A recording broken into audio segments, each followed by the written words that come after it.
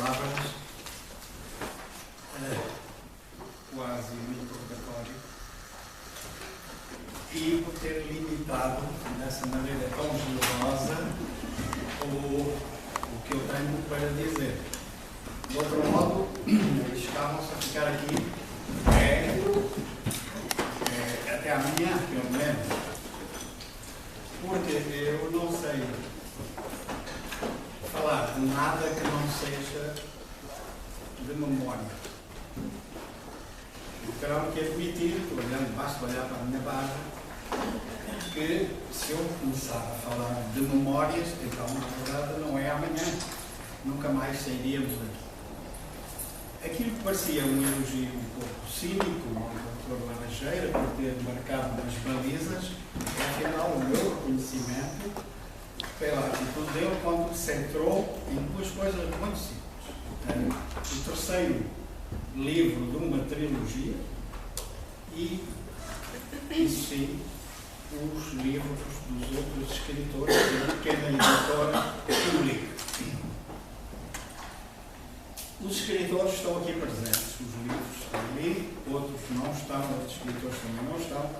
Além disso está o António Quino, que é responsável também do movimento editorial dos escritores angolanos. Eu sei que já coordenou algumas antologias. Portanto, acho que, sem querer tirar o cavalinho da chuva, é a eles que devem prestar atenção.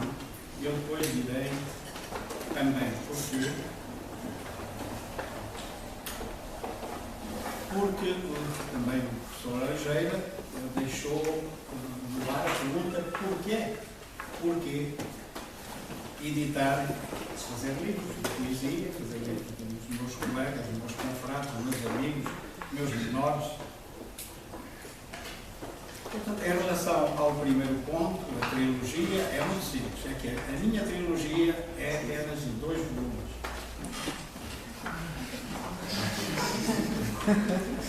E pretendo, se a vida me der saúde, pretendo manter este conceito até que a minha morte venha dizer no noticiário que, infelizmente, partiu sem deixar o seu povo.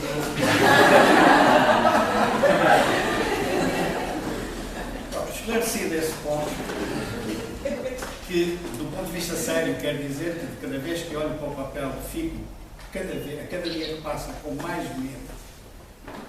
Se eu já tinha medo, por outras razões, do papel em branco, quando estava nos anos 60 e 70, porque os papéis podiam ser apanhados e virados contra mim. Então agora tenho ainda mais medo do papel em branco, porque não é preciso que ninguém os apanhe para eles serem virados contra mim. Basta que eu tente escrever qualquer coisa e imediatamente a primeira palavra se vira contra mim. O terceiro volume da trilogia, o tal que eu nunca ia escrever, já tem a palavra inicial. E talvez, foi escrita já há uns 18 anos, tenho um caderno que diz o livro dos livros 3 e está umas 4 ou 5 páginas.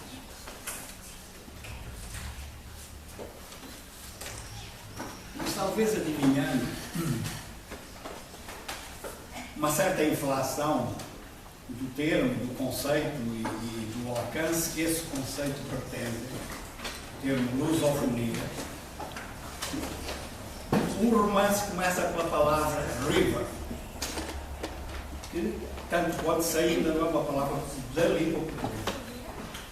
Estou convencido que os moçambicanos hão de ter a oportunidade, tal como nós vamos, de elaborar o nosso vocabulário, não é? Com o qual devemos de contribuir para o vocabulário da língua portuguesa, que em princípio devia servir de base, de substrato, com um acordo ortográfico. Ficámos na triste situação de já haver acordo, já estar aprovado, já estar em marcha e não haver vocabulário. O O que, na minha leitura muito simplista, de que já vi muita coisa, significa apenas que, facto consumado, e os angolanos e os moçambicanos que se viram. O problema é que depois há uma coisa que se chama carvão, há outra coisa que se chama petróleo, há outra coisa que se chama outras coisas, e isso dificulta, ou dificilita, como diríamos nós, dificilita o não aceitar como questão prévia que cada um dos países contribua com o seu vocabulário. Parece uma digressão, não é? É que eu estou à espera que o novo acordo assente realmente sobre os vocabulários de todos os países que usam a língua portuguesa, que é para eu depois poder escrever o meu romance sem precisar de ninguém que me meta um programa de computador para me corrigir os erros. É só essa. Porque é que a noção existe? Aqui há 50 anos eu estava preso e pensava que seria bom fazer uma editora.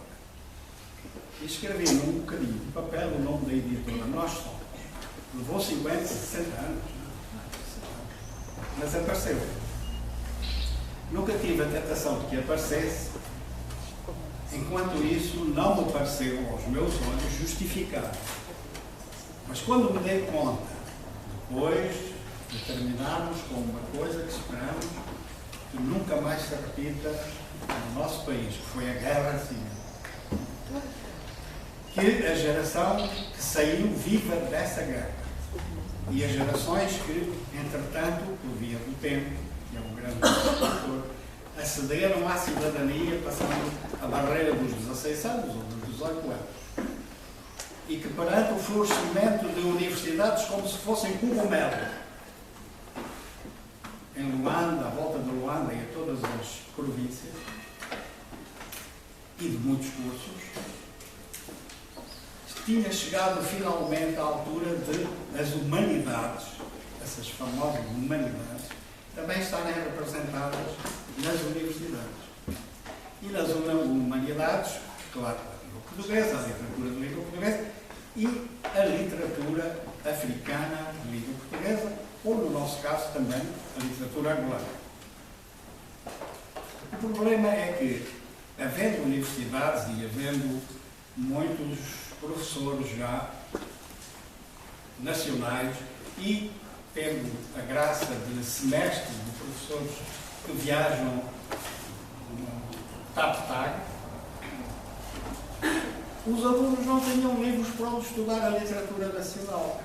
Ou se tinham livros para onde estudar a literatura nacional, porque alguns se iam fazendo, ou muitos se iam fazendo, para não ser injusto, esses livros ficavam no mercado a um preço tal que um pai teria que optar entre dar uns ténis ao filho ou um livro.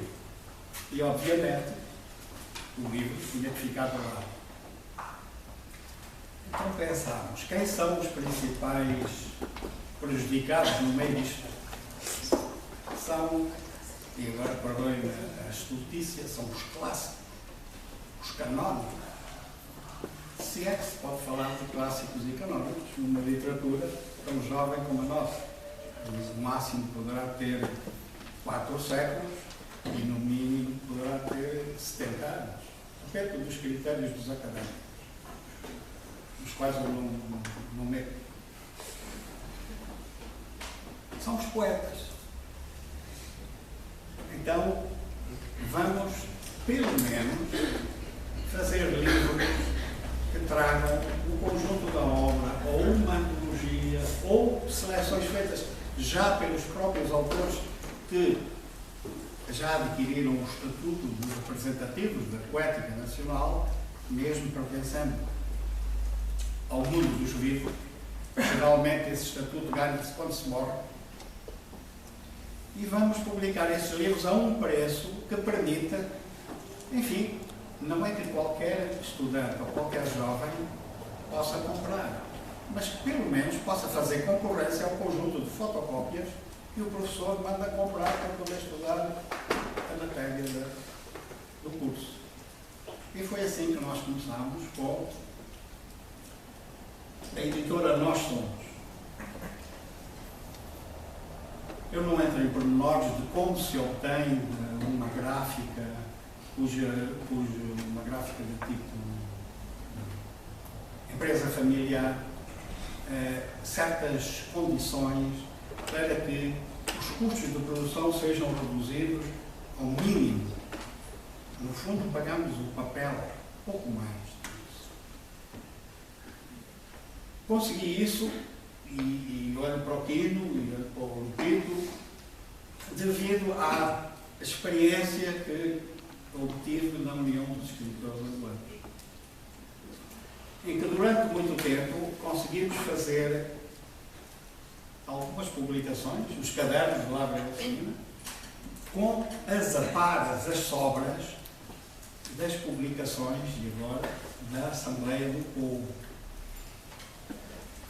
Porque num clima de carência de divisas, importar papel implicava ter dólares, ou escudos, ou barcos, e obviamente a Assembleia, como representante do povo, tinha essas dotações cambiais para poder importar o papel. E o papel era entregue quase contado folha a folha na tipografia, que era para evitar, obviamente, o que seria de esperar se não fosse contado folha a folha. Mas, como sabem os que já estiveram em tipografias, podem imaginar, as máquinas têm um formato e os designers têm sempre outro formato. Então, por muito mal que seja o designer, há sempre uma parte do papel que sobra, chamadas as aparas. E a única coisa que eu fiz e que devo penitenciar foi usar a minha pequeníssima influência de secretário-geral da União,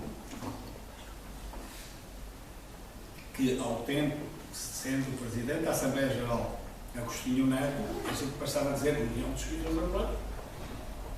E era como se disséssemos Presidência da República.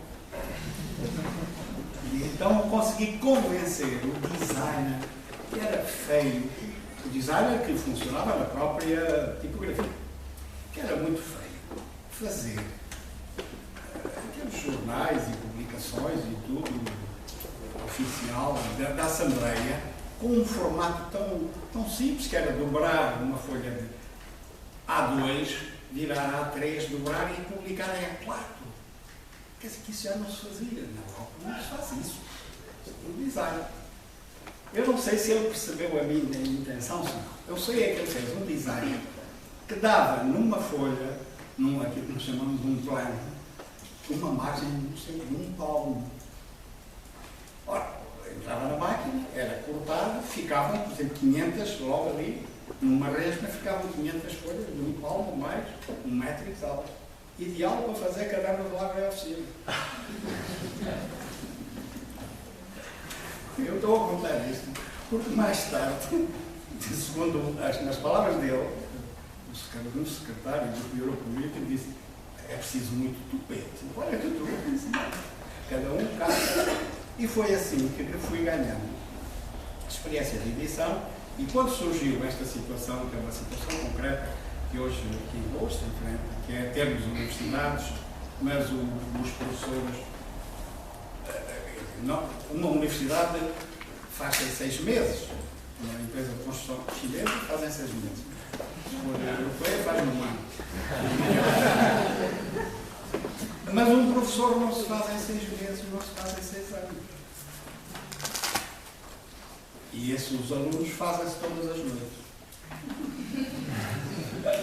Esta é o balanço entre a quantidade de alunos que estão fora do sistema, as instalações, as infraestruturas que já existem, e depois o facto de que o ensino é o que é, tem também explicação nestas pequenas contradições.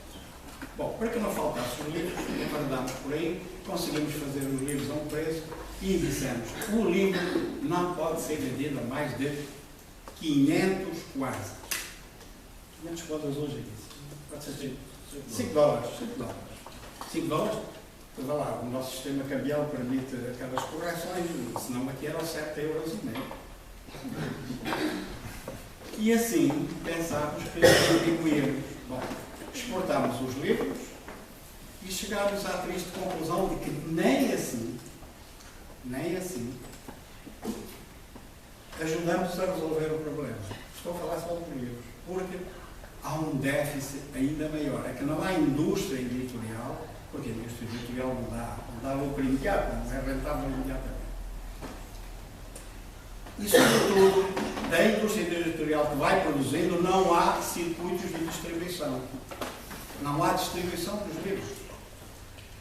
De um modo geral, o livro é produzido, os custos de produção assumidos e pagos, o autor, que eu saiba também, português da Sociedade de Direitos do Autor, que é o autor que recebe direitos. Não. Vamos a falar como o sistema, que é o sistema normal em todas as sociedades modernas, não funciona por também outro termo, diversos estrangulamentos, e como não há alavancagem, andamos todos nisso. Então, estamos tentando a via institucional. O desabafo é sempre aquilo a que uma sociedade se vê, ou as sociedades modernas, se veem forçadas a deitar mão quando os Estados não têm uma estrutura equilibrada entre o que são necessidades materiais, espirituais, culturais, há grandes desequilíbrios. Então, o cidadão individual, ou em conjunto, ou corporativamente, ou associativamente, não tem, senão depois, no fim, uma saída. É bater de novo à porta do Estado. E agora estamos a bater à porta do Estado à nossa maneira, que é bater à porta e dizer: estão aqui os livros, estão arrumadinhos, só falta pôr uma fita à volta. Vocês não podem fazer um favor. Nós damos estes livros e vocês fazem o favor de os colocar nas bibliotecas. Nada mais simples. Se as bibliotecas estivessem organizadas. Mas há uma coisa chamada mediatecas. E felizmente, não só é um conceito que felizmente o país já tem, é um conceito mais avançado. Tem o livro de papel, mas também tem toda a panóplia eletrónica que pode permitir a fixação dos jovens naquele espaço. E aí, se os livros lá estiverem, é muito provável que um distraído qualquer pegue num livro que se chama Cartas de Amor, do Lupito J.K. Porque só o título, como ele diz, Cartas de Amor, não vão ver. Mas tem uma exceção, mas então, foram estas as razões porque criámos a Nós Somos. Fico por aqui, porque já sei que me iam perguntar qual é o investimento, como é que esse investimento se reproduz, qual é a taxa de desvalorização dos meus ativos, essas coisas.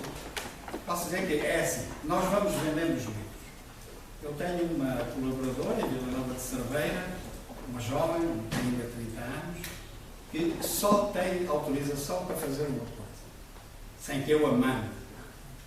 É avisado quando a conta bancária tem 750 €.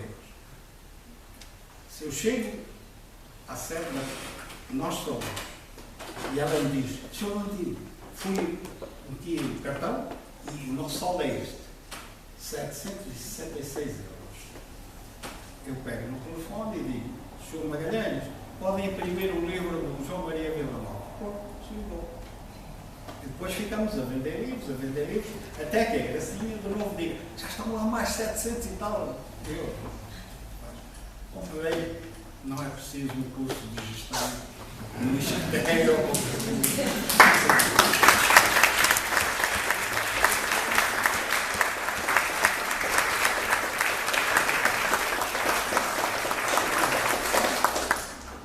Esqueci-me de dizer a razão fundamental, que é uma universidade, é um centro de estudos literários. Estamos aqui para ouvir os poetas presentes é porque é que os poetas estão aqui e os poetas falam dos seus livros e, de certo modo, eu, como editor, peço sempre que venham, se apresentem e falem. Também é uma coisa da memória. Em 1961, era presidente da União das Repúblicas Socialistas Soviéticas, era presidente do Politburo, um senhor chamado Nikita Khrushchev. Não diz nada a ninguém. Foi o homem que nas Nações Unidas, pois, isso sabe-se, que quando fez o discurso das Nações Unidas, descalçou o sapato e bateu em cima da mesa, e aí começou a mania dos sapatos nas sessões políticas. Ele promoveu, claro que também não era difícil, em relação ao seu antecessor, Joseph Iosif Stalin, promover um degelo, uma democratização, seja o que for. E nessa altura apareceu um poeta soviético, russo, soviético, que tinha uma poesia que eu vi só a tradução francesa, não era nada, chamado Yevtushenko. Esse é que já não diz. E além disso, era jogador de futebol. Não sei se no Líbano, se não recolou qualquer. O que é certo é que ele foi dos que primeiro veio para a respectiva Gorky, penso eu, ou lá junto do monumento ao Mayakovsky, pegava nos livros dele e lia os poemas e falava da poesia, andava com os livros. E uma vez perguntaram-lhe porque é que ele fazia isso e ele disse que poeta não é só quem faz poesia. Poeta é aquele que defende a poesia que faz. Isto porque ele chegou a envolver-se em pancada, nos simbolistas. E por isso, eu concordo em absoluto com essa definição de poeta, é muito fácil. É que estão aqui os meus confrados e eu calo, dou-lhes a palavra. Muito obrigado pela vossa paciência e, sobretudo, pela vossa indulgência com este discurso exclusivo.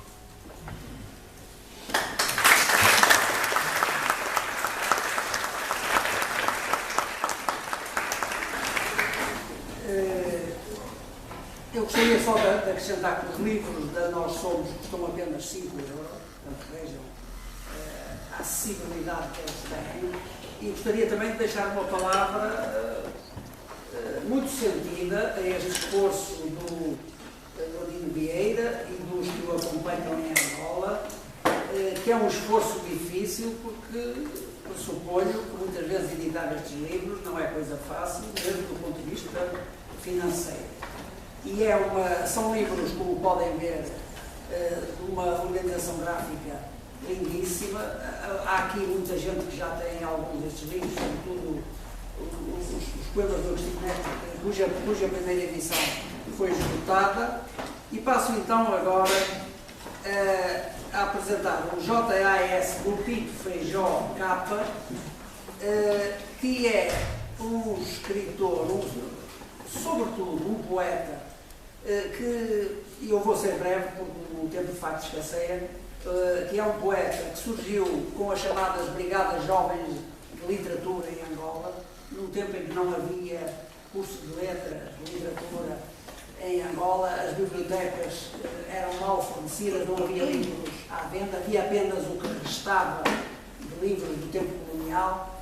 E, portanto, essa juventude tinha muita dificuldade em ter acesso à cultura moderna, atual, contemporânea, daquela altura, coetânea, digamos assim. E o Lupito Feijó surge com este livro, que hoje até aqui se apresenta e que ele vai falar. Eu vou ser muito rápido para dar a possibilidade de ouvirmos, de facto, os autores. Este livro, que teve uma primeira edição em 1990, e muito sinteticamente explicar que foi um livro que contribuiu juntamente com um outro livro da Paula Tavares, chamado Ritos de Passagem, e um outro da Ana de Santana, Sabores, Odores e Sonhos, Além do primeiro livro também de José Luís Mendonça, portanto foi um livro que surgiu com este título, Cartas de Amor, tem de facto alguns poemas de amor, mas era um livro também que tem alguma acutilância política. E a escrita dele caracteriza-se fundamentalmente, para que as pessoas percebam rapidamente, por um entrecruzar de géneros, subgéneros, de tipos de discurso, como por exemplo o haiku, a elegia, o soneto, podemos dizer imperfeito, entre aspas. É um autor que sempre gostou de uma espécie de caligramatismo à Mallarmé, das composições, do quebrar palavras, quebrar versos, quebrar sentidos, à maneira do Ezra Pound, dos concretistas brasileiros, etc. Usa esses recursos todos de quebrar a cadeia normativa do discurso em língua portuguesa. E usando da ironia, do humor, à maneira, podemos dizer à maneira, se quiserem também muitas vezes, de uma certa galhofa, uma certa ironia, uma certa galhofa que pode ter raízes, sei lá, em Bocage, Nicolau Tolentino, ou Alexandre O'Neill, ou noutros autores de outras nacionalidades. Este livro, quando saiu, na altura, com a chancela da União dos Escritores Angolanos, mas também com o apoio, penso que da Galiza, não é? Este da União dos Escritores Angolanos, teve depois uma edição na Galiza. Chamo também a atenção para isso. A capa é uma ilustração do Landino Vieira, já ontem no Porto falei nisso, e o Landino Vieira, com a sua proverbial modéstia e o seu requintado gosto em não esconder-se o mais possível, que é uma arte difícil, nesta edição não aparece atribuída a autoria do desenho, mas nessa primeira edição aparecia. Aparece apenas a capa que produz a outra edição. E dou a palavra ao Lupito Feijó, saudando mais uma vez, pelo prazer que é trazer aqui, posso dizer, um amigo que conheço desde os anos 80, que estivemos juntos com o David Mestre, de quem já falei nas aulas, em algumas aulas, para algumas pessoas que estão aí, e é dada a palavra para ele falar da sua poesia, do que ele quiser, da Angola, da dificuldade da escrita, do seu percurso,